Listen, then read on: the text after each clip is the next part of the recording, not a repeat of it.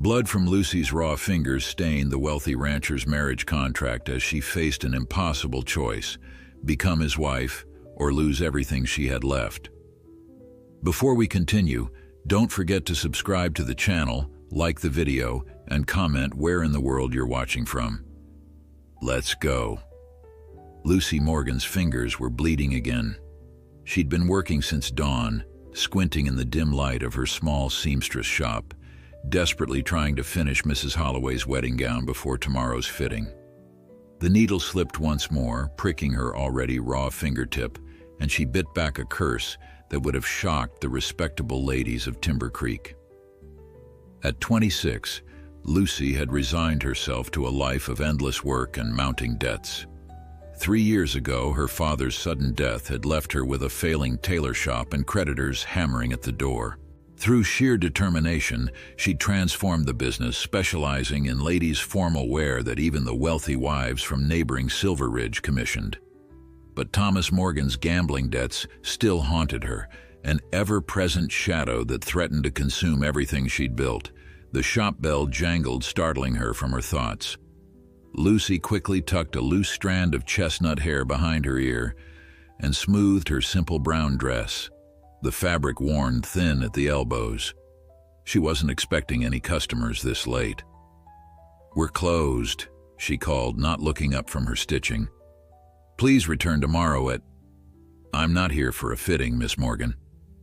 The deep voice sent a shiver down her spine. She knew that voice, though she'd rarely heard it directed at her.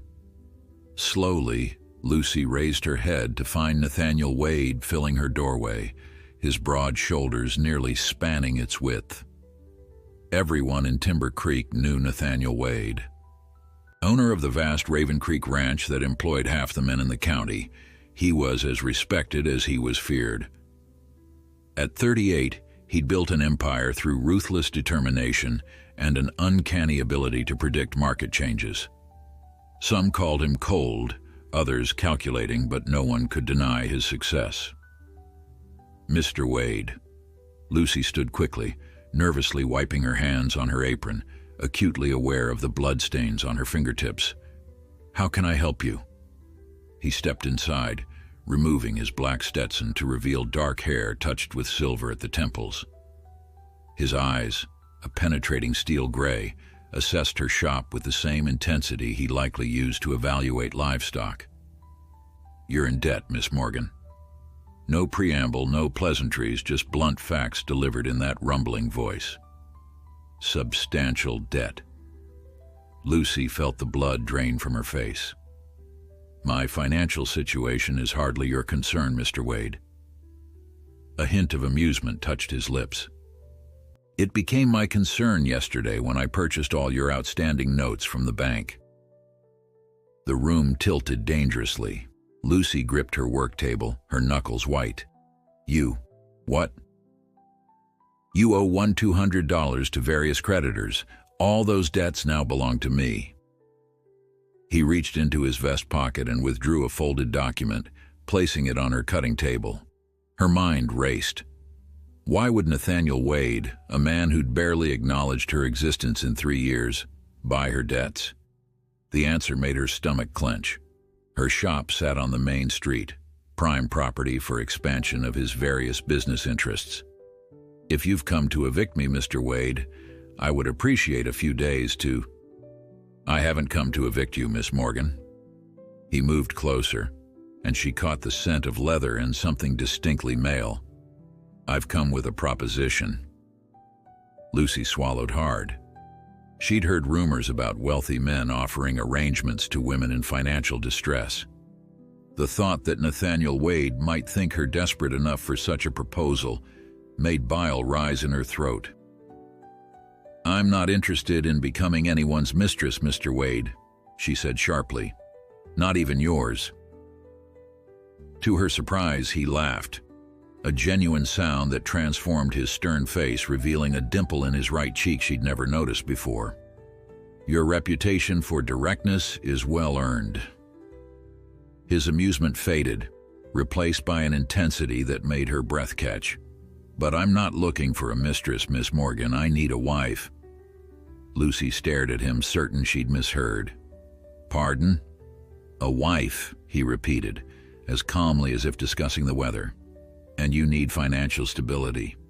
I believe we can help each other." She almost laughed, but the utter seriousness in his expression stopped her. "You can't be serious. I rarely joke about business matters, and make no mistake, this is business." He began to pace her small shop, his movements measured and controlled. "I require a wife to manage my household and provide respectability as my business interests expand eastward. You need your debts cleared and financial security." Lucy's mind whirled with confusion. "But why me? Surely there are dozens of eligible women who would." "I don't want a society woman with grand expectations and expensive tastes," he interrupted. "I want someone practical, hardworking, with intelligence and determination. Someone who understands the value of money and won't squander what I've built." The clinical assessment of her qualities should have offended her, yet Lucy found herself oddly flattered. She'd spent years being overlooked, and here was this powerful man seeing qualities in her that others missed. "What exactly are you proposing, Mr. Wade?" she asked, struggling to keep her voice even. He reached into his coat and withdrew a small leather pouch. The soft clink of coins filled the silence as he placed it on her table. "I'll pay double what you owe, $2,400. Your debts will be cleared. The shop will be yours free and clear, and you'll want for nothing as my wife." Lucy stared at the pouch, then back at him. "And what would you expect in return?" "A proper household, companionship, children eventually." His gaze was direct, unapologetic. "And loyalty. I value loyalty above all else, Miss Morgan." The walls of her small shop seemed to close in. This man was offering her freedom from the crushing burden she'd carried for years. But at what cost? Marriage to a virtual stranger, a powerful, intimidating man with a reputation for coldness. "This is unexpected," she managed. "I understand you need time to consider. I'll return in 3 days for your answer." He replaced his hat and moved toward the door, then paused. "One more thing, Miss Morgan. This offer is strictly between us. I value my privacy." After he left, Lucy sank into her chair, staring at the leather pouch that contained more money than she'd ever seen at once. Her fingers trembled as she reached for it, the weight substantial in her palm. Opening the drawstring, she gasped at the gleam of gold coins, real, solid proof of his outrageous proposal. Marriage to Nathaniel Wade. The thought was absurd, impossible. Yet as she looked around her tiny shop, at the endless piles of work that barely kept the creditors at bay, at her bleeding fingers and worn dress, a treacherous whisper of possibility took root. 3 days to decide her future. 3 days to choose between the devil she knew, debt and endless struggle, and the devil she didn't, life as Mrs. Nathaniel Wade. The wedding gown on her mannequin caught the last rays of sunset, its pearl beading glimmering like distant stars. How ironic that she, who had sewn countless wedding gowns for other women, had never expected to wear one herself. Lucy closed her eyes, the weight of the coin pouch in her hand a tangible reminder of the decision before her. Practical marriage arrangements weren't uncommon on the frontier, but this felt different, more calculated, more consequential. Outside, Timber Creek continued its evening bustle, unaware that within the walls of the small seamstress shop, Lucy Morgan's life hung in the balance, her future resting on a wealthy rancher's unusual proposition and the impossible choice she now faced. For 3 days, Lucy barely slept. She worked mechanically, her fingers stitching and hemming while her mind circled endlessly around Nathaniel Wade's proposition. The leather pouch remained untouched in her locked drawer, though she found herself opening it each night, running her fingers over the cool metal coins as if they might whisper guidance. On the morning of the 3rd day, Lucy rose before dawn and walked to the small cemetery on the edge of town. Her father's grave was simple, marked by a wooden cross that would need replacing soon. Another expense she couldn't afford. "What would you tell me to do, Papa?" she whispered, clearing away dried leaves that had gathered at the base of the marker. Thomas Morgan had been a dreamer, forever chasing the next big opportunity, certain that prosperity waited just around the corner. His optimism had been infectious, masking the reality of their precarious finances. It wasn't until after his death that Lucy discovered just how deep the hole was that he dug. She traced the carved letters of his name. "You always said God provides, but I never expected provision to come in the form of Nathaniel Wade." The rising sun cast long shadows across the cemetery as Lucy considered her options. She could refuse Wade's offer and continue her struggle, working herself to the bone until her eyes failed or her hands became too gnarled to hold a needle. Or she could accept a loveless marriage to a man she barely knew, a man whose cold reputation preceded him in every corner of the county. By the time she returned to her shop, Lucy had made her decision. Nathaniel Wade arrived precisely at noon, his black gelding tied to the hitching post outside her shop with military precision. This time, Lucy was prepared, her hair neatly pinned, wearing her best dress, a deep blue cotton with only one carefully mended tear near the hem. "Miss Morgan." He nodded, removing his hat as he entered. "Mr. Wade." She gestured to the chair she'd positioned near her work table. "Please sit." He remained standing, his gaze assessing her with that unnerving intensity. "You've reached a decision." It wasn't a question, but she answered anyway. "Yes." Lucy took a deep breath, steadying herself. "Before I give you my answer, I need to understand precisely what this arrangement would entail." A hint of approval flickered in his eyes. "Wise. I wouldn't respect a woman who didn't clarify the terms before signing a contract." "Is that what this is to you? A contract?" "All marriages are contracts, Miss Morgan. Most are simply less honest about their terms."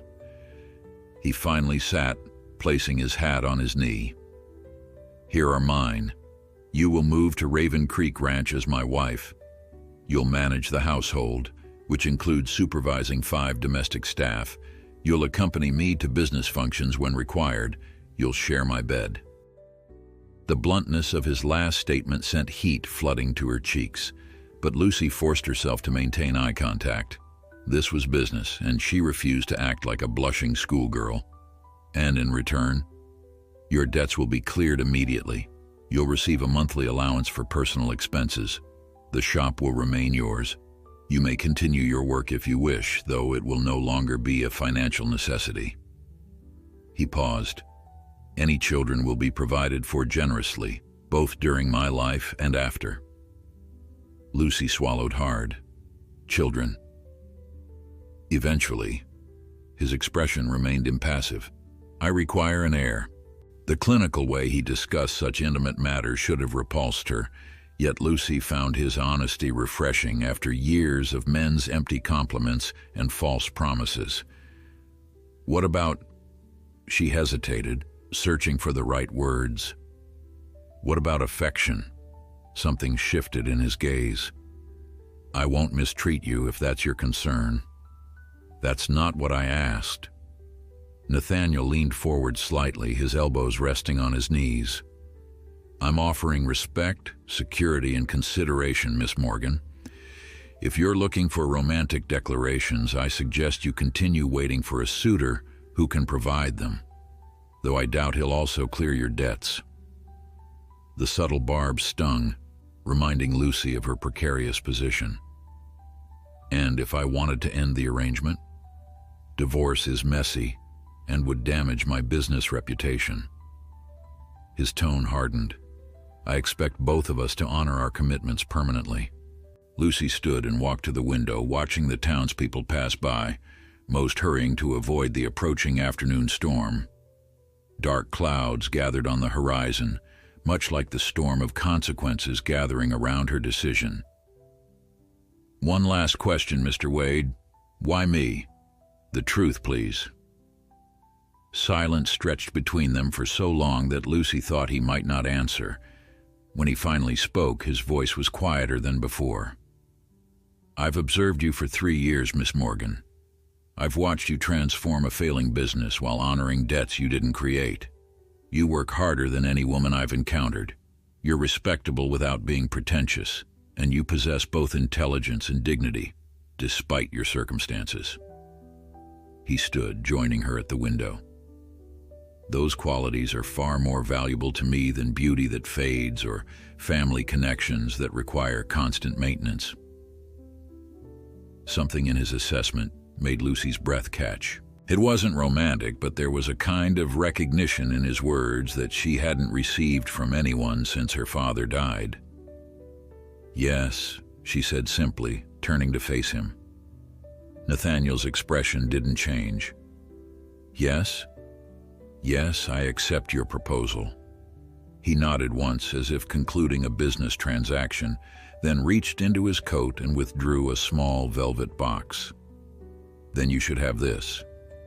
Inside was a ring, not the elaborate diamond she might have expected from a man of his wealth, but a simple gold band set with a single emerald, surrounded by tiny pearls. It was my mother's, he explained, his tone matter of fact, though Lucy sensed the significance behind the gesture. When he slipped it onto her finger, his touch was surprisingly gentle. The ring fit perfectly, as if it had been made for her hand. We'll be married on Saturday, he stated. I've already spoken to Reverend Collins. Lucy's eyes widened. This Saturday? But that's only 3 days away. Is there a reason to wait? There wasn't, Lucy realized. No family to notify, no elaborate preparations needed for a marriage of convenience. Still, the speed of it all left her breathless. No, she conceded. No reason to wait. Good. My housekeeper, Mrs. Winters, will arrive tomorrow to help you pack your belongings. Bring whatever you wish from here. The rest will be provided. As he turned to leave, Lucy called after him. Mr. Wade? He paused at the door. Will I be expected to love you? The question escaped before she could reconsider it. Nathaniel studied her for a long moment. No, Miss Morgan. But you will be expected to be loyal. The distinction is important to me. With that, he was gone, leaving Lucy alone with an emerald ring on her finger and the unsettling feeling that she'd just made either the wisest decision of her life or the most catastrophic. Saturday arrived with alarming speed. Mrs. Winters, a stern-faced woman with iron-gray hair and impeccable posture, had efficiently packed Lucy's meager belongings in less than 2 hours. The seamstress shop was closed indefinitely, a small sign in the window directing customers to contact Mrs. Holloway for information about outstanding orders. Lucy stood before the small mirror in her back room, hardly recognizing the woman who stared back. She wore a dress of ivory silk, one she'd made herself over the past 2 sleepless nights. It wasn't elaborate like the wedding gowns she created for wealthy brides, but the simple lines flattered her slender frame, and the delicate embroidery at the collar showcased her skill with a needle. It's time, Miss Morgan. Mrs. Winters appeared in the doorway, her expression softening slightly. The carriage is waiting. The church was empty, save for Reverend Collins, his wife as witness, and Nathaniel Wade, standing tall and imposing before the altar. He wore a black suit that emphasized the breadth of his shoulders, his usual stern expression firmly in place. Lucy's footsteps echoed in the empty church as she walked down the aisle alone. No family to give her away, no friends to witness her vows. Just a business arrangement consecrated before God. When she reached Nathaniel's side, he turned to look at her, and for the briefest moment, something flickered in his gray eyes. Surprise, perhaps, or appreciation. But it vanished so quickly, Lucy thought she might have imagined it. Dearly beloved, Reverend Collins began. his voice unusually loud in the empty church. The ceremony was brief, the words ancient and solemn against the backdrop of their modern arrangement. When Nathaniel slid a second ring onto her finger, a simple gold band to accompany her engagement ring, his hands were steady and warm. "You may kiss your bride," Reverend Collins prompted. Lucy hadn't considered this moment. Her eyes widened slightly as Nathaniel turned to her, his expression unreadable. He leaned down, one hand gently cupping her elbow, and pressed his lips to hers in a kiss that was formal and restrained, yet lingered just long enough to send an unexpected warmth through her veins. It was done. She was Mrs. Nathaniel Wade. The journey to Raven Creek Ranch took nearly 2 hours, the carriage moving steadily away from the small town that had been Lucy's entire world. Nathaniel rode alongside on his gelding, occasionally exchanging words with the driver but offering no conversation to his new bride. Lucy watched the landscape transform from town buildings to open countryside, finally giving way to the vast expanse of Raven Creek property. The ranch house appeared on the horizon, and her breath caught. She'd heard of Wade's impressive home but had never seen it. The large 2-story structure of timber and stone dominated a gentle rise overlooking lush pastures where cattle grazed in the distance. As they approached, ranch hands paused in their work to watch the carriage, curiosity evident in their expressions. News of Wade's sudden marriage had clearly spread. "Welcome to Raven Creek, Mrs. Wade." It was the first time he'd addressed her directly since the ceremony, and the sound of her new name sent a strange shiver down her spine. The household staff was lined up to greet them, a formality that made Lucy's palms dampen with nervousness. A round-faced cook, 2 housemaids, a weathered groundskeeper, and Mrs. Winters, who had somehow arrived before them. Their expressions ranged from open curiosity to thinly veiled skepticism as they assessed their new mistress. "This is Mrs. Wade," Nathaniel announced simply. "She will be overseeing the household from now on." No explanation for their sudden marriage, no backstory to soften the transition.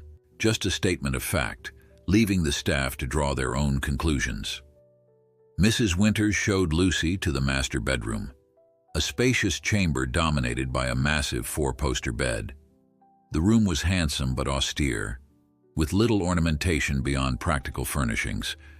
Like its owner, Lucy thought, "Mr. Wade had this prepared for you." Mrs. Winters indicated a door leading to an adjacent dressing room. Inside, Lucy found a wardrobe filled with new clothing, dresses, shoes, nightgowns, even undergarments, all in her size. "How did he—" "Mr. Wade is thorough in his preparations, ma'am," the housekeeper replied. "Dinner will be served at 6. Left alone, Lucy ran her fingertips over the fine fabrics of her new wardrobe. The practical part of her calculated their worth, more than she would earn in 5 years of sewing. The emerald ring on her finger caught the late afternoon light, another reminder of how drastically her circumstances had changed in just 3 days. She selected a dark green dress for dinner, noting with a professional eye that while not the latest fashion from back east, the garments were well made and of excellent quality. Practical luxury, much like everything else in Nathaniel Wade's world. The dining room was cavernous compared to the tiny table where Lucy had taken solitary meals in her shop. Nathaniel stood when she entered, gesturing to a chair at his right hand. The table could have seated 20, making the intimate dinner for 2 seem oddly formal. "The green suits you," he observed as a maid served the first course. "Thank you." Lucy's fingers toyed nervously with her napkin. "Everything is beautiful. The house, the clothing. Practical considerations. As my wife, your appearance reflects on my standing." Of course, everything was business with Nathaniel Wade, even compliments. They ate in silence, broken only by the clink of silverware against china. Lucy searched for something to say, uncomfortably aware of the servants moving quietly around them. Perhaps you could tell me about the ranch, she finally ventured. I know little about your operations. Something like approval flickered across his features. A sensible request. Raven Creek spans 20,000 acres, primarily cattle but with some timber interests in the northern section. We employ 47 men full-time, more during roundup season. As he spoke, Lucy noticed his voice losing some of its stiffness. Here was a subject he understood, a passion that animated his typically stoic demeanor. "You've built an empire," she observed. "I've built a foundation," he corrected. "My plans extend much further." The remainder of the meal passed with Nathaniel outlining his business interests, Lucy asking occasional questions that seemed to please him with their practicality. It wasn't warm conversation, but it was easier than the strained silence. As the servants cleared the final course, Nathaniel checked his pocket watch. "I have correspondence to attend to. I'll join you upstairs later." The implied meaning was clear. Tonight would be their wedding night, a business obligation like everything else in their arrangement. "Of course," Lucy replied, her voice steadier than she felt. Alone in the master bedroom, she changed into a silk nightgown from her new wardrobe, its quality far exceeding anything she'd ever worn. She sat at the edge of the massive bed, running her palms over the fine linen sheets, and waited for her husband to claim his marital rights. The grandfather clock in the hallway struck 10 before Lucy heard Nathaniel's footsteps approaching the bedroom. She straightened her shoulders, hands folded in her lap, determined to face this aspect of their arrangement with the same pragmatism she'd approached everything else. When Nathaniel entered, he paused briefly, his gaze taking in her seated form at the edge of the bed. He had removed his jacket and tie, his white shirt open at the collar. For the first time, Lucy noticed the strong column of his throat, the hint of dark hair visible where his shirt opened. "I apologize for the late hour," he said, closing the door behind him. "Business matters required attention." "It's no trouble," Lucy replied, her voice remarkably steady despite her racing heart. Nathaniel moved to the dresser, methodically removing his cufflinks and pocket watch. In the mirror above it, his eyes met hers. "You're nervous." It wasn't a question, but Lucy answered anyway. "Yes." He turned to face her. "Have you been with a man before?"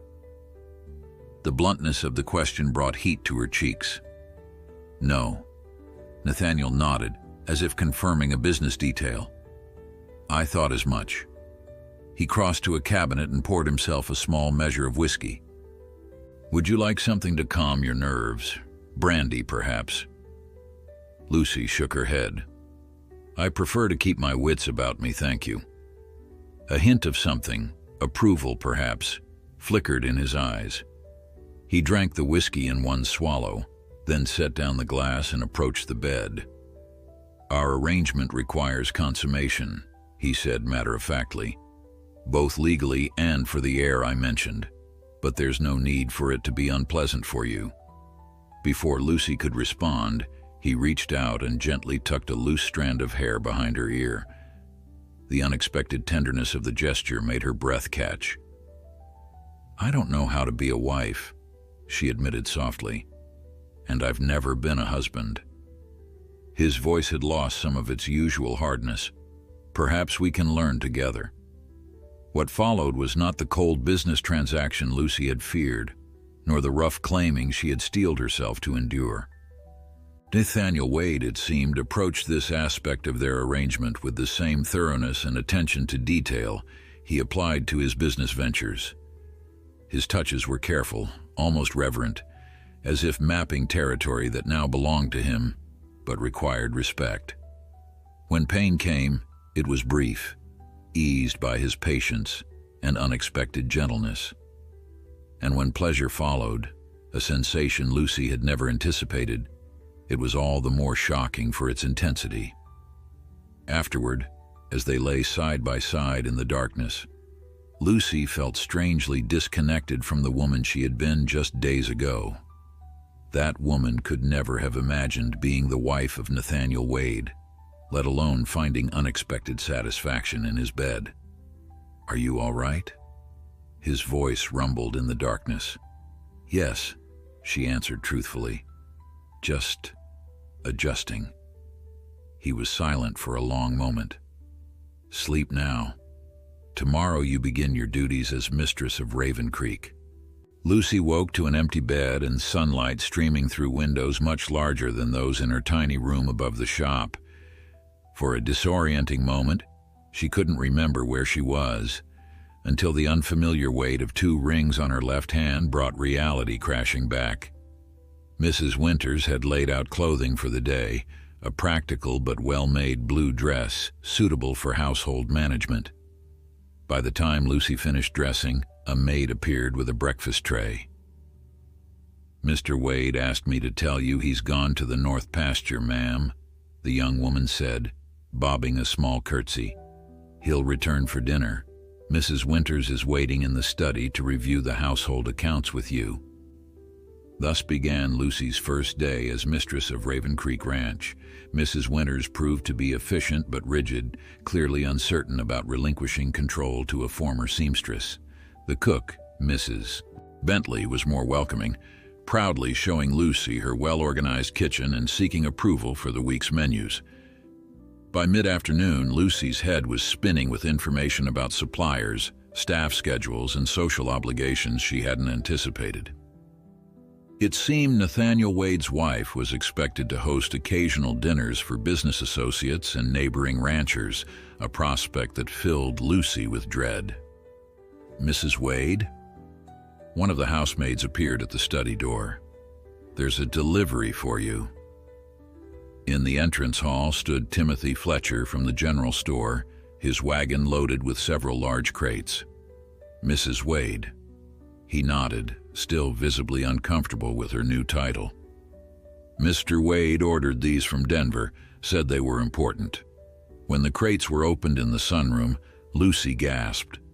Inside was a complete sewing room, a magnificent new Singer machine, fabrics finer than any she'd worked with before, threads in every color imaginable, and tools of exceptional quality. A small card accompanied the delivery, written in Nathaniel's precise hand, "For your continued work, N.W." Lucy ran her fingers over the gleaming machine, emotion tightening her throat. He hadn't expected her to abandon her craft, as most husbands would. Instead, he'd provided the means for her to continue it in comfort and with superior materials. That evening, when Nathaniel returned, Lucy waited for him in the dining room. "Thank you for the sewing equipment," she said as he took his seat. It was thoughtful and unexpected. "It was practical," he countered, though something in his expression softened. "Your skills as a seamstress are valuable. It would be foolish to let them go to waste. Still, I appreciate it." Dinner proceeded much as it had the previous night, with discussion primarily focused on ranch operations, but as the meal concluded, Nathaniel surprised her. "There will be guests for dinner next Saturday, the Harringtons from Silver Ridge and James Mitchell, my banker." Lucy tensed. "I see." Nathaniel studied her reaction. "You're concerned. I've never hosted a dinner for such prominent people. Mrs. Winters will handle the practical arrangements. Your presence is what matters." His gray eyes held hers. "You're my wife now, Lucy. That position carries certain social responsibilities." It was the first time he had used her given name, and something about hearing it in his deep voice made her skin warm. "I don't want to embarrass you," she admitted. "You won't." His certainty was oddly comforting. "Your intelligence and dignity will serve you well. As for the rest, societal rules, appropriate topics of conversation, those can be learned." There it was again, that unexpected vote of confidence in her capabilities, as if he saw something in her that others had missed. "Then I'll learn," Lucy said firmly. Nathaniel nodded, satisfaction evident in his expression. "I made the right choice in you, it seems." Coming from him, It felt like high praise indeed. The week leading up to the dinner party passed in a blur of activity. Lucy spent her mornings learning the intricacies of household management from Mrs. Winters and her afternoons in her new sewing room, alternating between completing Mrs. Holloway's wedding gown and creating a suitable dress for herself as hostess. Her nights were spent with Nathaniel, their physical relationship evolving with surprising ease. He remained reserved in conversation but attentive and thorough in bed, as if determined to excel in this aspect of their arrangement as he did in all others. Lucy found herself responding to him with an enthusiasm that sometimes left her blushing in the light of day, wondering what had happened to the practical woman who had agreed to a business arrangement. On Wednesday, an unexpected package arrived from Denver, etiquette books and guides to proper social conversation, ordered by Nathaniel to help Lucy prepare for her new social responsibilities. "You think of everything, don't you?" she asked that evening, finding him in his study reviewing ledgers. He glanced up, his expression neutral but his eyes warmer than they had been a week ago. "Anticipating needs is good business." "Is that all this is? Business?" The question slipped out before she could reconsider it. Nathaniel set down his pen, giving her his full attention. "Does it matter what we call it so long as the arrangement works for us both?" It was a deflection, but Lucy didn't press. Something was shifting between them, subtle but undeniable, and she wasn't ready to examine it too closely. Saturday evening arrived, and with it, Lucy's first test as Mrs. Nathaniel Wade. The dress she'd created was a rich burgundy silk, modest enough for a respectable rancher's wife but cut to flatter her slender figure. When she descended the staircase, she found Nathaniel waiting in the entrance hall, and for a moment, something like appreciation flickered in his gray eyes. "You look appropriate," he said, offering his arm. From Nathaniel, Lucy had learned, this constituted high praise. The Harringtons arrived first. Gerald Harrington, owner of Silver Ridge's largest mining operation, and his wife Eleanor, a statuesque blonde whose critical gaze assessed Lucy from head to toe. "How unexpected to find Nathaniel married," Eleanor said as Lucy welcomed them. "We had no idea he was even courting." "Some matters are best kept private," Nathaniel replied smoothly, his hand coming to rest at the small of Lucy's back. The possessive gesture was not lost on their guests. James Mitchell, the banker, arrived moments later, a shrewd-looking man in his 50s whose smile never reached his eyes. "Mrs. Wade," he nodded, "quite a change in circumstances for you." The subtle barb reminded Lucy of her former status. Before she could respond, Nathaniel interjected, "Indeed. My wife now oversees a household worth more than your bank's quarterly profits, Mitchell. Quite a change indeed." The banker's smile tightened, and Lucy felt a rush of gratitude for Nathaniel's swift defense. Dinner proceeded with the tense undercurrents typical of gatherings where business and social positioning intertwined. Lucy, drawing on her hastily acquired knowledge of proper etiquette, navigated the conversation with more skill than she had anticipated. She redirected Eleanor's probing questions about her background, expressed appropriate interest in the men's business discussions, and maintained a dignity that belied her nervousness. "Tell me, Mrs. Wade," Eleanor said during a lull in conversation, "how did you and Nathaniel meet? He's been such a dedicated bachelor, we all assumed he was immune to matrimony." Lucy felt Nathaniel watching her, curious how she would handle this deliberate challenge. "Mr. Wade and I had known each other in passing for some years," she replied, her voice steady. "But it wasn't until he commissioned a waistcoat from my shop that we had occasion for real conversation." "A waistcoat?" Eleanor's perfectly shaped eyebrow arched skeptically. "My wife is being modest," Nathaniel interjected. "Her skill with a needle is exceptional. One conversation led to another, and I recognized qualities in her that complement my own. It wasn't exactly romantic, but there was truth in it." He had recognized qualities in her that others overlooked.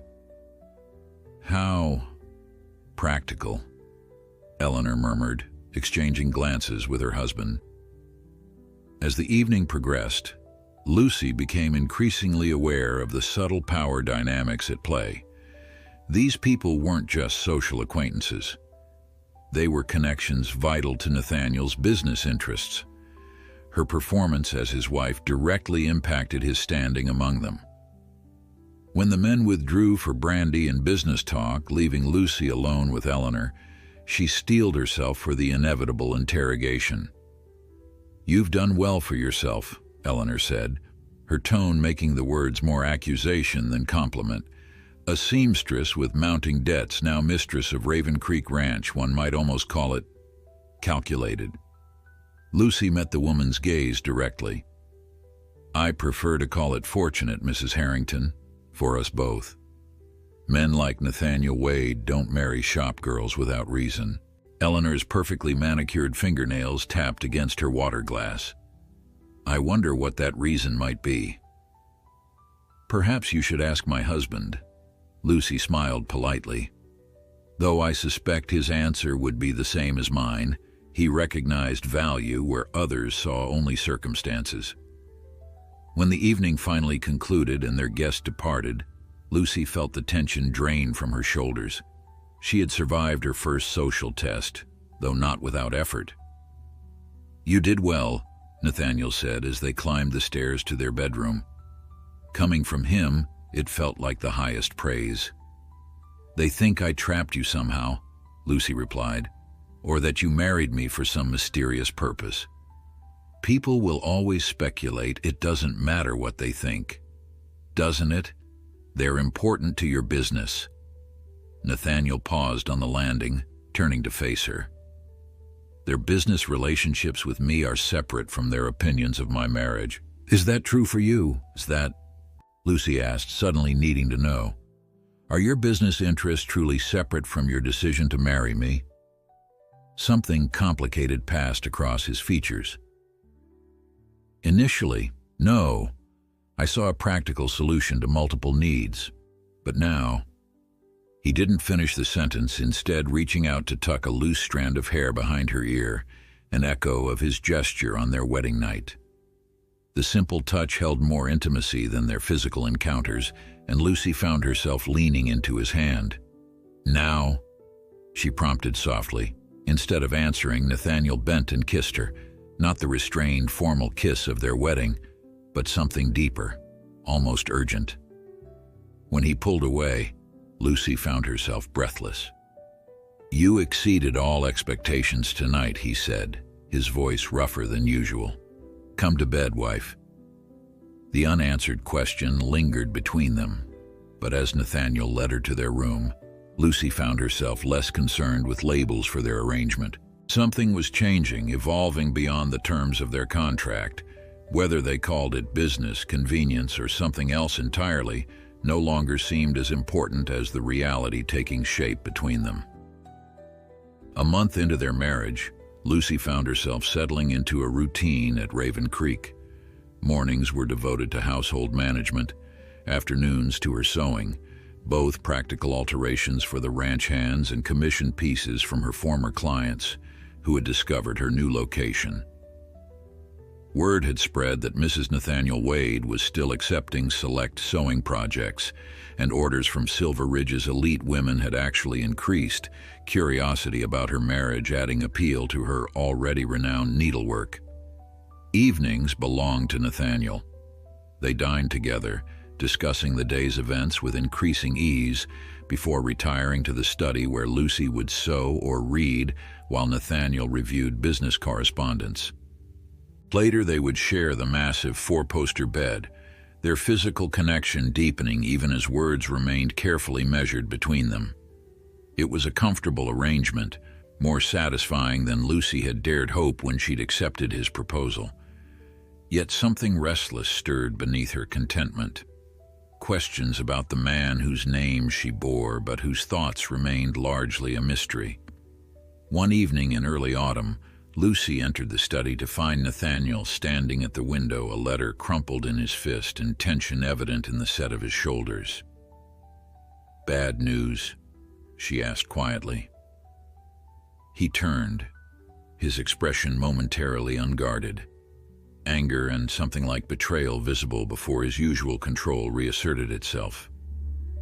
"Mitchell's bank is calling in loans to several small ranchers in the valley, men who've done business with him for years." "Why would he do that?" "Because Gerald Harrington asked him to." Nathaniel's jaw tightened. "Harrington wants their land for mining expansion. Once they default, he'll buy the properties at a fraction of their worth." Understanding dawned. "The dinner party. That's why they were so interested in our marriage. They were assessing your position, your alliances." "Yes." His gray eyes held a cold fury. "And clearly found a way to proceed without my cooperation." Lucy moved closer, drawn by the rare display of emotion. "Can you help these ranchers?" "I'm attempting to. I've offered to back their notes myself, but Mitchell is creating bureaucratic obstacles." Nathaniel's fingers brushed the emerald ring on her left hand, a gesture she'd noticed he made when troubled. "These are good men, Lucy. Hard-working families who've built something from nothing, just as I did." The uncharacteristic empathy in his voice touched something deep within her. This was not the calculating businessman the town perceived, but a man with principles beyond profit. "What will you do?" she asked. His expression hardened with resolve. "Whatever necessary. Harrington and Mitchell think because I married a seamstress, I've somehow weakened my position. They'll learn otherwise." The implied insult to her background should have stung, but Lucy found herself more concerned with the burden he carried. Without thinking, she placed her hand over his where it rested on the desk. "How can I help?" Nathaniel looked down at their joined hands, then back to her face, surprise evident in his expression. "You want to help?" "Of course." Her voice was steady, certain. "These are our neighbors, and clearly our guests that night were not what they appeared to be." Something shifted in his gaze, a warming that made Lucy's breath catch. "Our guests," he repeated softly. "Our neighbors." His larger hand turned to clasp hers. "You truly see yourself as part of Raven Creek now, don't you?" The question caught her off guard. "I'm your wife." "Yes," he agreed. "But this is more than fulfilling our arrangement. You care." Lucy couldn't deny it. Somewhere between their wedding day and now, the contract that had brought her to Raven Creek had evolved into something deeper. She cared about the ranch, the community, and, most startling of all, she cared about the stern, complex man watching her with those perceptive gray eyes. "Tell me how I can help," she said simply. The following week brought a flurry of activity to Raven Creek. Nathaniel was often absent, riding out before dawn and returning late, preoccupied with his campaign to counter Harrington and Mitchell's scheme. Lucy found herself managing not just the household, but also receiving anxious wives of the affected ranchers who came seeking information and reassurance. With each woman, Lucy offered tea, sympathy, and what limited information she possessed about Nathaniel's efforts. Though not raised to ranch life, she recognized in these women the same determination and resilience she'd developed through her own struggles. They were partners to their husbands in the truest sense, and Lucy found herself wanting to be the same for Nathaniel, despite the unusual beginning of their marriage. Late one evening, as Lucy sat alone in the study, mending one of Nathaniel's shirts, the sound of approaching riders brought her to the window. Nathaniel dismounted wearily, his expression grim as he spoke to the two men accompanying him, Tom Abernathy and Frank Wilson, owners of neighboring small ranches. When he entered the study, exhaustion was evident in every line of his body. Without a word, Lucy poured him a glass of whiskey and brought it to him. Their fingers brushed as he took it, and his eyes held hers with unexpected warmth. "Thank you," he said, the simple words carrying weight beyond the gesture. "Any progress?" she asked quietly.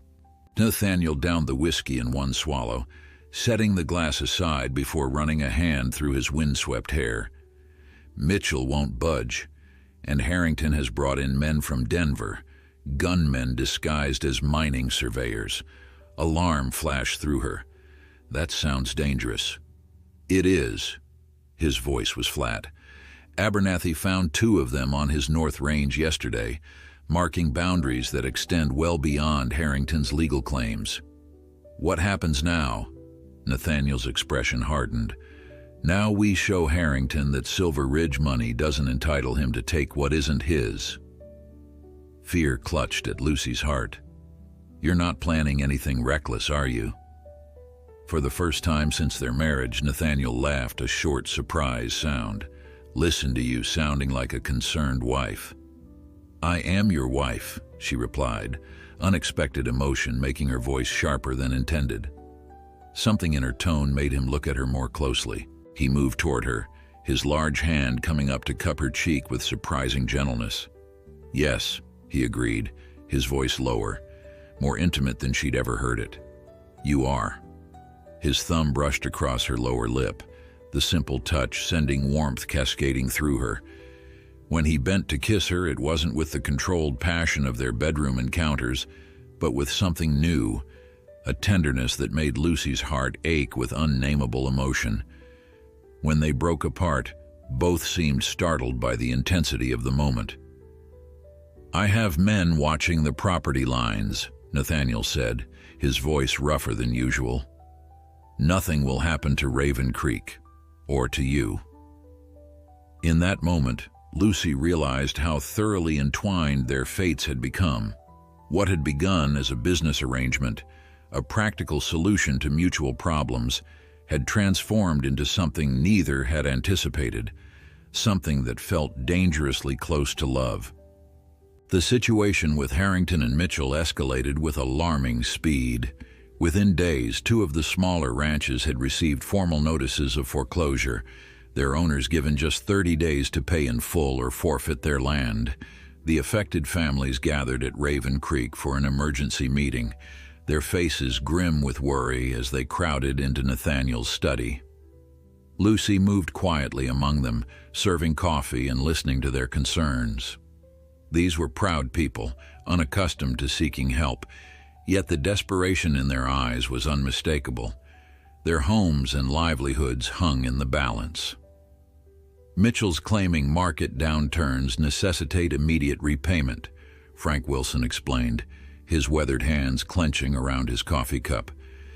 "But cattle prices are higher than they've been in 3 years.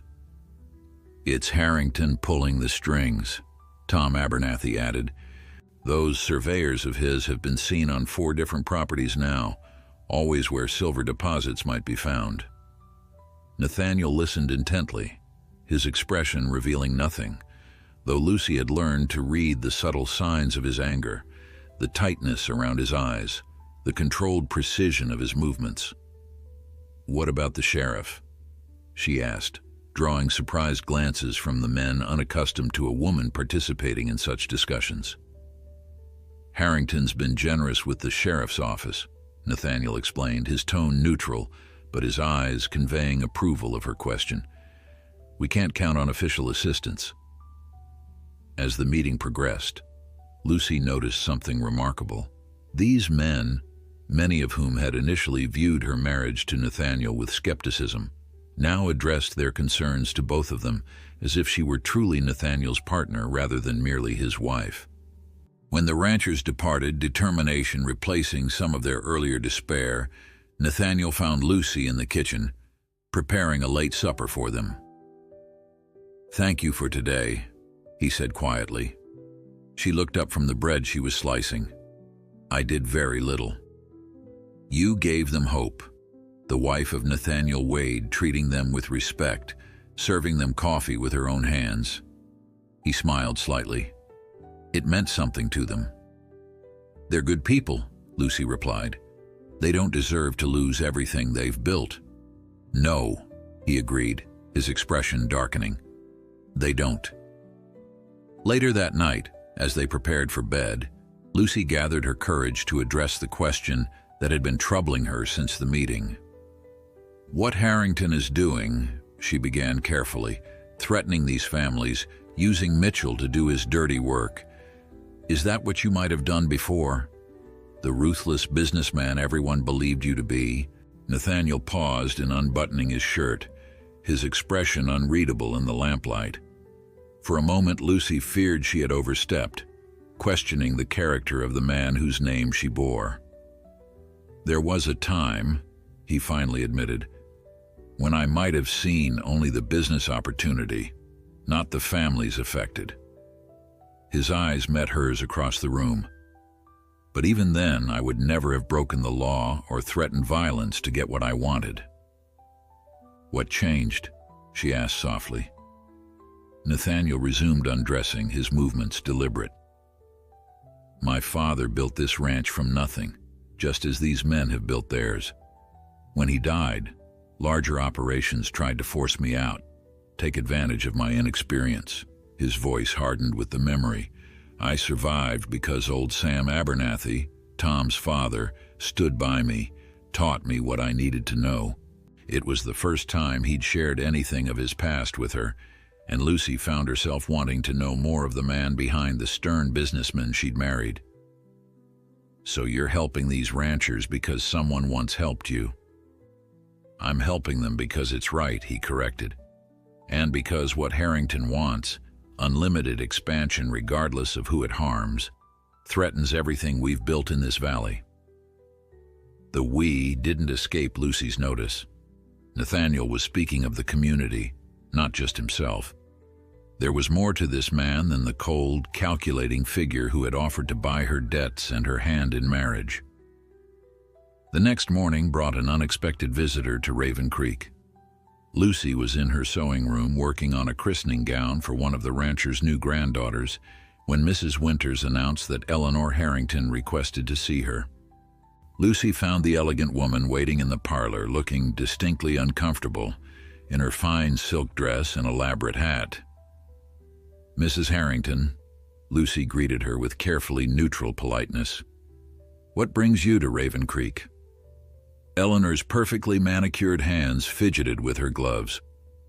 I've come to speak with you about a delicate matter, Mrs. Wade, woman to woman. Lucy gestured for her to sit. I'm listening. My husband's actions, Eleanor began, choosing her words carefully.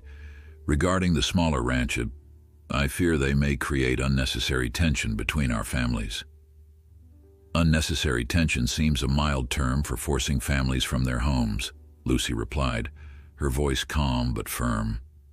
Eleanor flushed. Business is business, Mrs. Wade. I'm sure your husband understands that, even if you don't. I understand business quite well, Lucy countered. I ran my own for years. What your husband is doing isn't business, it's intimidation. Be that as it may, Eleanor continued, regaining her composure, Gerald asked me to convey that he's willing to discuss a mutually beneficial arrangement with Mr. Wade, perhaps a partnership in the mining ventures, in exchange for non-interference. Lucy understood immediately. He's offering my husband a bribe to abandon our neighbors. Eleanor's expression hardened. He's offering a smart business opportunity, one that could double your husband's worth within a year. I'll convey your message, Lucy said, rising to her feet in clear dismissal, though I suspect I already know his answer. Eleanor stood, her expression calculating. You've changed, Lucy Morgan. The desperate little seamstress has found her voice. Not changed, Mrs. Harrington, Lucy corrected, simply found where I belong. When Nathaniel returned that evening, Lucy relayed Eleanor's visit and offer. His expression darkened with each word. Harrington thinks everything and everyone has a price, he said when she finished, including me. What will you do? Lucy asked. Nathaniel's gaze met hers, something fierce and protective in his gray eyes. Show him that some things aren't for sale, not at any price.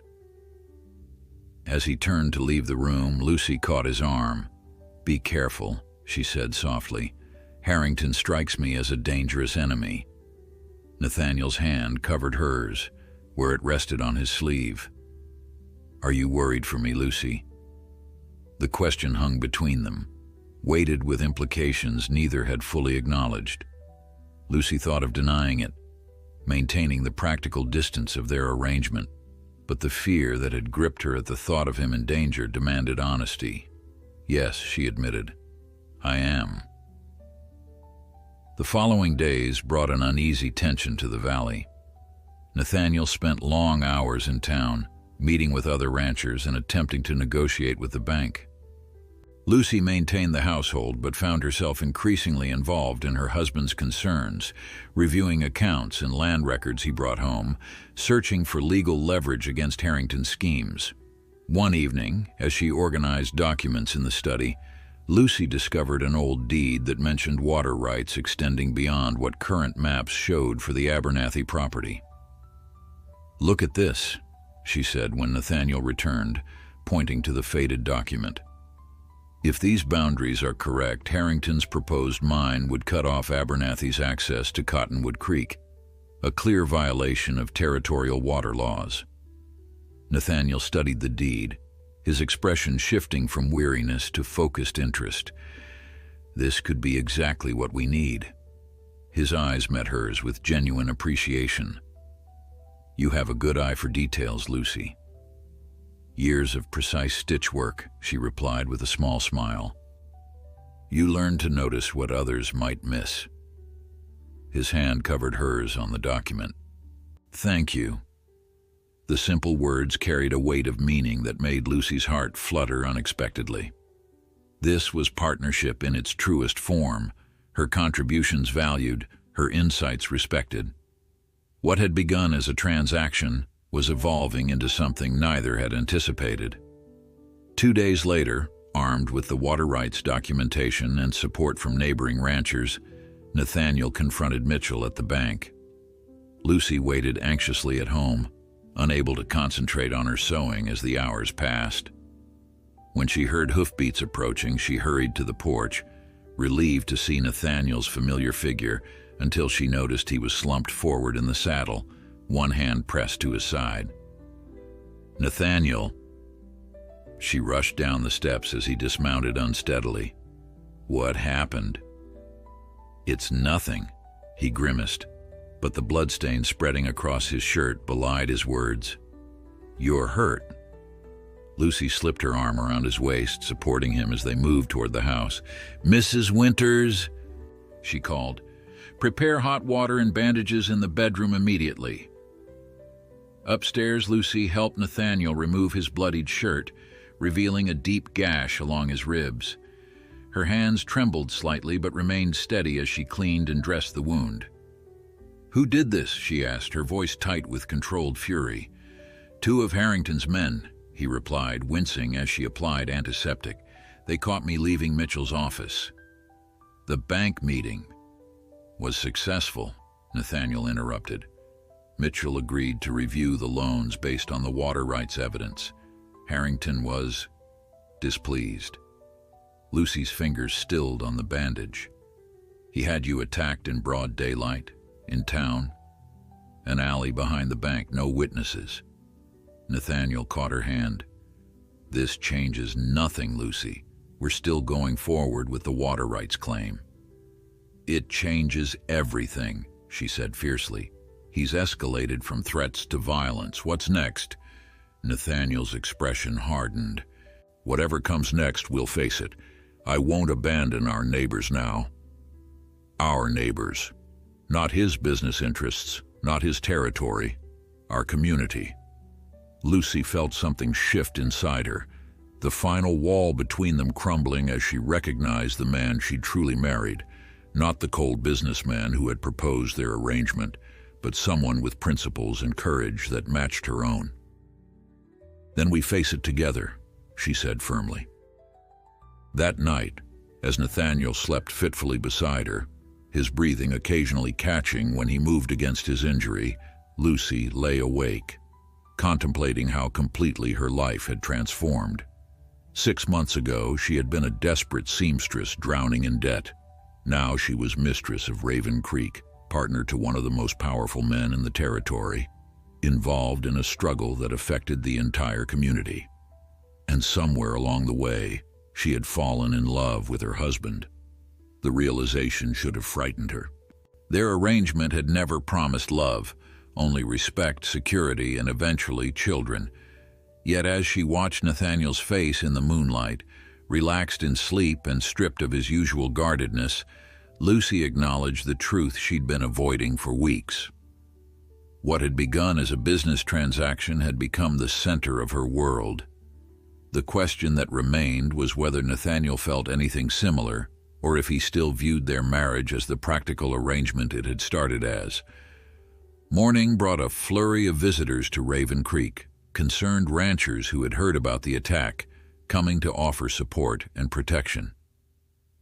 Lucy moved among them with quiet authority, directing Mrs. Bentley to provide food and ensuring Nathaniel rested despite his protests. "Your wife's got the right of it," Tom Abernathy told Nathaniel gruffly.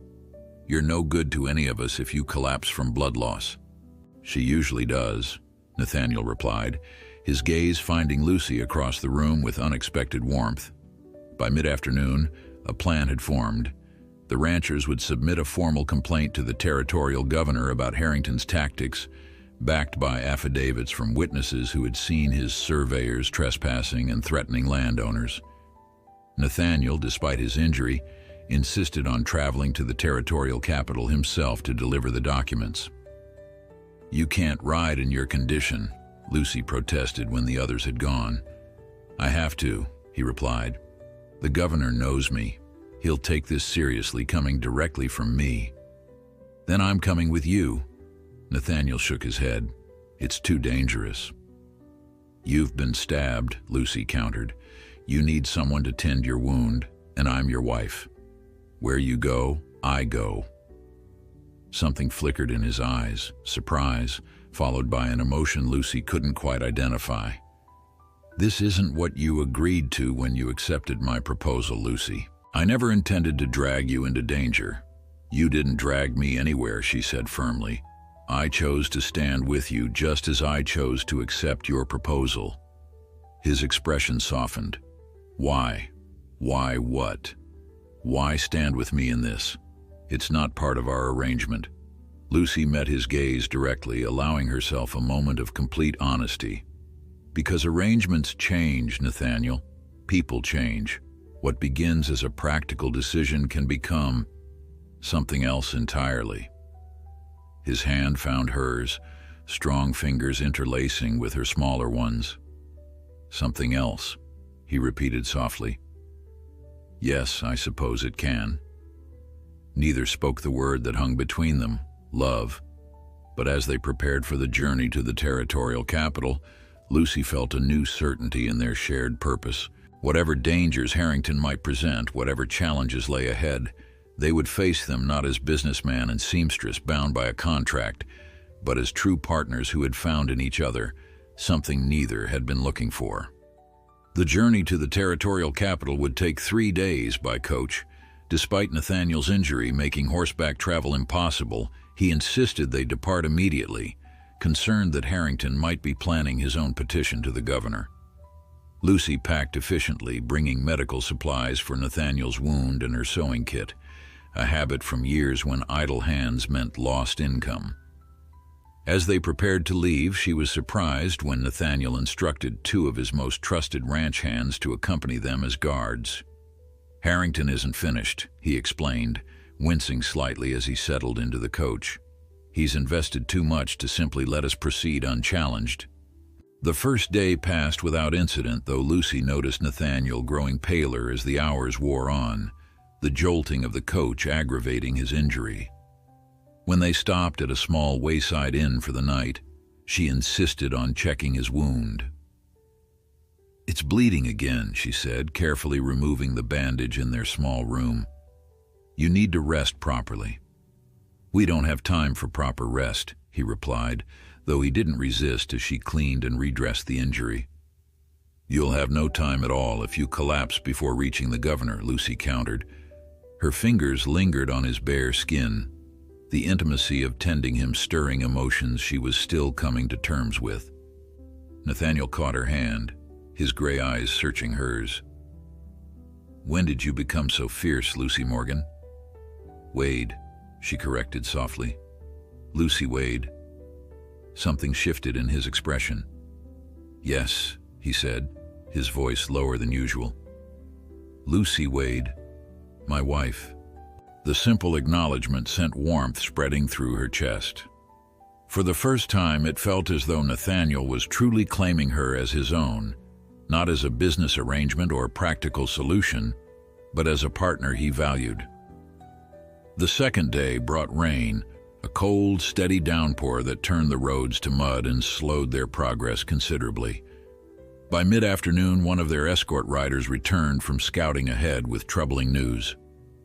"Bridge is out at Cottonwood Creek," he reported, water streaming from his hat brim. "Recent rains swelled it beyond its banks." "Is there another crossing?" Nathaniel asked, his expression grim. "Yes, sir, but it would add a full day to our journey." Lucy saw the calculation in Nathaniel's eyes. Delay would give Harrington more time to act, but forcing a crossing could be dangerous. Before he could respond, she spoke up. "We'll take the alternate route," she said firmly. "Better to arrive late than not at all." Nathaniel looked at her with surprise, then unexpected approval. "My wife is right," he told the rider. "Lead us to the other crossing." They diverted to a small trading post to wait out the worst of the storm, taking shelter in a cramped back room that served as the establishment's only guest quarters. While Nathaniel consulted maps with their escorts, Lucy stepped outside onto the covered porch, watching the rain lash the surrounding pines. "Ma'am?" The trading post owner approached, a weathered older man with kind eyes. "Telegram came through before the lines went down. Might be for your husband." The message was brief but alarming. H men headed West Road. Expect intercept. Abernathy. Lucy brought it immediately to Nathaniel, watching his expression harden as he read the warning. "Harrington's sending men to stop us," he explained to their escorts. "Tom's trying to warn us they're coming from the West Road, the alternate route we plan to take." "What do we do now, boss?" one of the men asked. Nathaniel's eyes met Lucy's across the small room. "What do you think, Lucy?" The question startled her. Nathaniel Wade asking her opinion on a matter of strategy. 6 months ago, she had been a seamstress, drowning in debt. Now she was being consulted as an equal in a situation that affected not just their safety, but the future of the entire valley. "We continue north instead," she said after a moment's consideration. "Cross at Franklin Pass. It's longer, but they won't expect us to take that route." Nathaniel nodded slowly. "Franklin Pass in this weather will be treacherous." "But not as treacherous as riding directly into an ambush," Lucy countered. A hint of a smile touched his lips. "My wife continues to surprise me." They departed before dawn, the rain having finally stopped, though the roads remained muddy and difficult. Their progress was slow, the coach lurching and sliding on the slick ground as they made their way toward the northern crossing. By midday, they had reached the base of Franklin Pass, a steep, winding trail that cut through the mountains. The ascent would be challenging in the best conditions. With recent rains, it would be genuinely dangerous. As they began the climb, Lucy found herself holding her breath at each precarious turn, acutely aware of the sheer drop just feet from their wheels. Beside her, Nathaniel remained outwardly calm, though she noticed his knuckles were white where he gripped the seat. Halfway up the pass, disaster struck. A section of the road had washed away, leaving a gap of nearly 3 feet, too wide for the coach to safely cross. "We'll have to turn back," the driver called. "Can't risk it, sir." Lucy saw the frustration and calculation in Nathaniel's expression. Turning back, meant certain confrontation with Harrington's men. Proceeding was impossible with the coach. "We'll continue on horseback," Nathaniel decided. "The coach can return to the trading post." "Your injury," Lucy began, "will have to be managed," he finished. "This is too important to abandon." Within the hour, they had transferred essential supplies to saddlebags and mounted the horses their escorts had been riding, the coach turning back down the treacherous path. Nathaniel's face was tight with pain as he settled into the saddle, but his determination never wavered. As they carefully guided their horses around the washout, Lucy found herself admiring his resilience. This was the man she had married, stubborn, principled, willing to endure hardship for what he believed was right. "We should reach Franklin by nightfall," he said, urging his horse forward. "From there, it's a day's ride to the capital."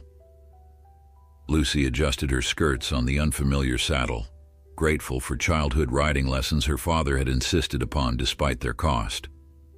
"Then we'll reach Franklin by nightfall," she agreed.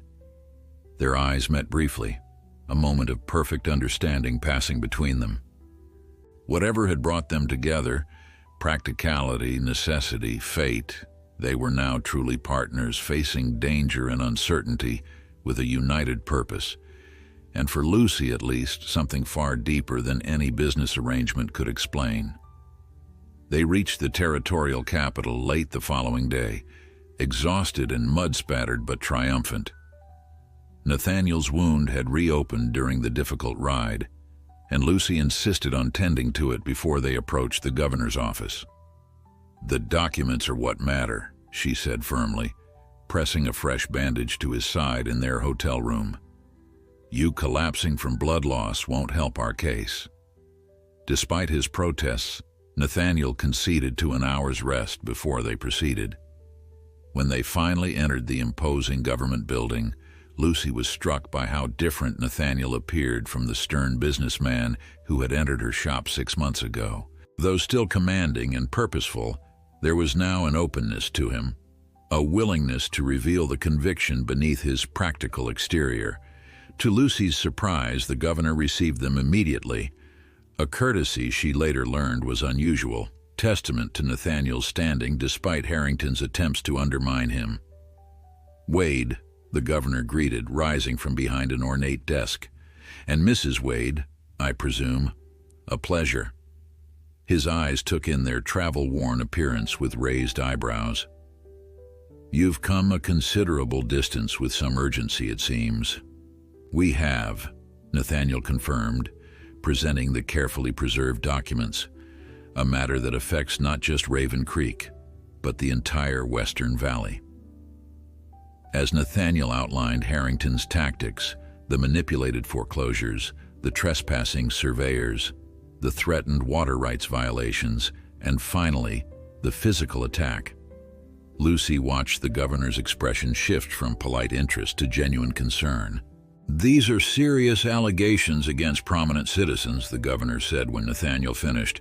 "Mr. Harrington has considerable influence."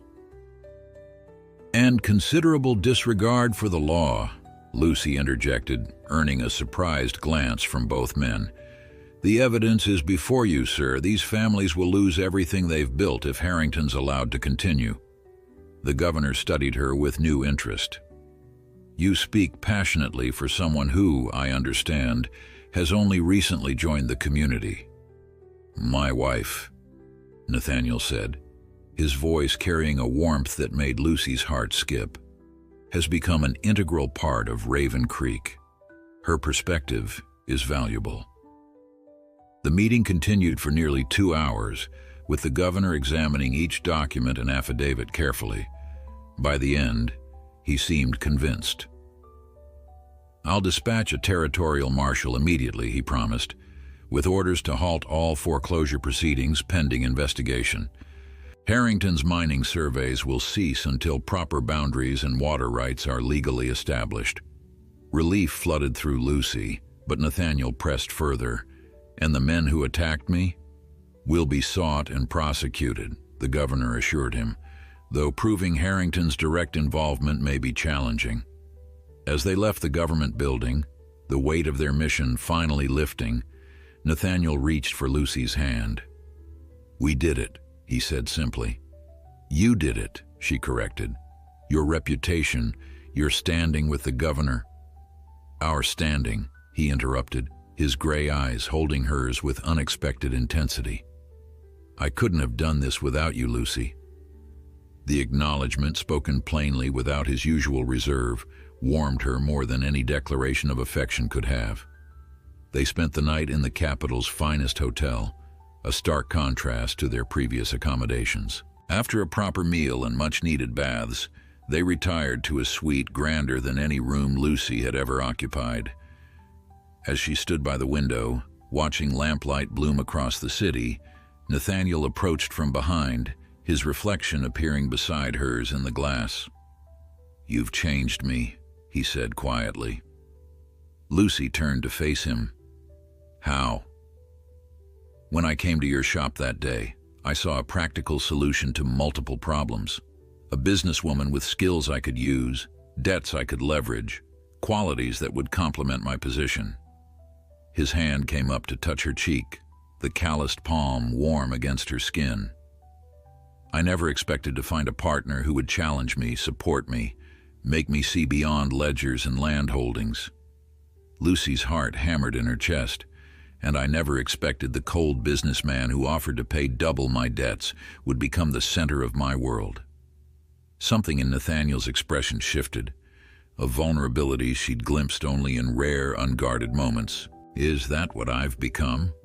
Instead of answering, Lucy rose on tiptoe and pressed her lips to his, conveying through touch what words seemed inadequate to express. When they broke apart, Nathaniel's breathing was unsteady, his usual control visibly slipping. "I offered you a contract," he said, his voice rough with emotion. "A practical arrangement. You've given me far more than I bargained for." Lucy smiled.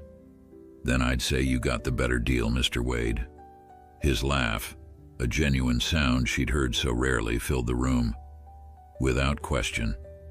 His expression sobered, his hands framing her face with surprising tenderness. "I love you, Lucy Wade. Not for your practicality or your usefulness, but for your courage, your intelligence, your heart."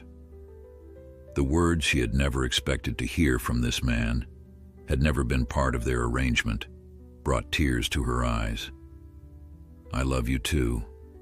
I have for longer than I've been willing to admit."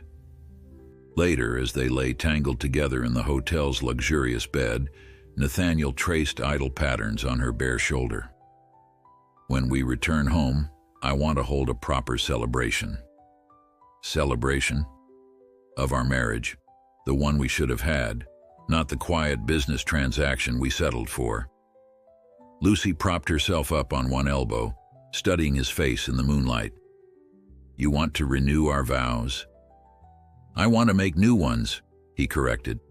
"Not about practical arrangements or mutual benefit, but about love and partnership and the life we'll build together."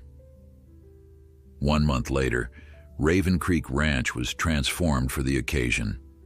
Flowers from Lucy's garden adorned every surface, tables laden with food stretched across the lawn, and neighbors from throughout the valley gathered to witness what many were calling the most romantic gesture the territory had ever seen. Lucy wore a gown of her own creation, ivory silk with delicate embroidery that had taken every spare moment of the past month to complete. As she walked toward Nathaniel, standing tall and handsome beneath an arch of autumn flowers, she marveled at how completely her life had changed since that fateful day in her shop. The man who had offered to pay double her debts if she became his wife now looked at her with undisguised love as he took her hands in his. "6 months ago," he began, his deep voice carrying across the assembled crowd, "I made the most practical decision of my life, never suspecting it would become the most profound. I offered you a contract, Lucy Wade. Today, I offer you my heart." Their new vows, spoken beneath the vast Wyoming sky, contained no mention of business or practicality. Instead, they promised love, partnership, and a future built on the unexpected foundation of what had begun as a simple transaction. As Nathaniel kissed her, a kiss of passion and promise that bore no resemblance to their first formal exchange, Lucy knew that some arrangements, even those begun for the most practical of reasons, were destined to become something far more precious than either party could have imagined.